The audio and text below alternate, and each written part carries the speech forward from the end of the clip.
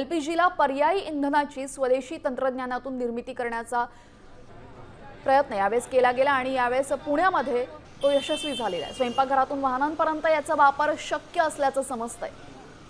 आखातातील युद्धामुळे देशामध्ये एलपीजीचा तुटवडा निर्माण झालेला असताना आता एलपीजीला पर्याय ठरू शकणारं डायमिथिल ईथर हे इंधन पूर्णपणे स्वदेशी तंत्रज्ञानातून तयार करण्याची कामगिरी पुण्यातील राष्ट्रीय रासायनिक प्रयोगशाळेने केलेली आहे।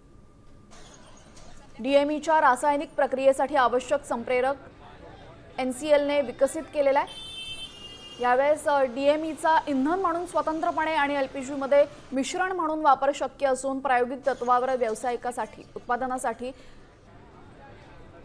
याचा प्रकल्प उभारण्यात येणार आहे। या संदर्भात अधिक माहिती देतील आमचे प्रतिनिधी सचिन जाधव। सचिन, ही अतिशय दिलासादायक बातमी आहे, स्वदेशी पर्याय एलपीजीला मिळाल्याचं दिसतंय, काय अधिकची माहिती? नक्कीच आपण पाहतोय की आता देशातील युद्धामुळे आपल्या देशामध्ये एलपीजीचा तुटवडा जाणवू लागला आहे आणि त्याच्यामध्ये एक दिलासादायक बातमी आहे की डायमिथिल ईथर नावाचे एक इंधन आहे आणि हे स्वदेशी इंधन आहे। खरं तर याचा वापर जो आहे तोही करता येणार आहे। त्याचा प्रयोग रासायनिक प्रयोगशाळा जी आहे पाषाण परिसरामध्ये त्या ठिकाणी त्याचा केला जातोय।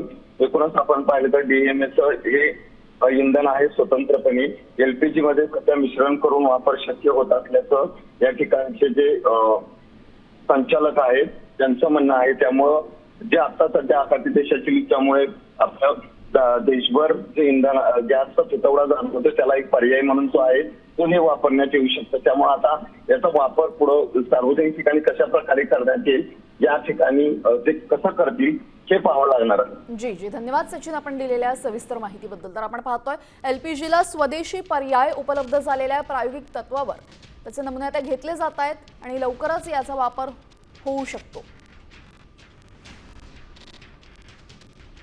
आपण पाहतोय पुण्यामध्ये विकसित झालेलं हे नवं इंधन तंत्रज्ञान आहे।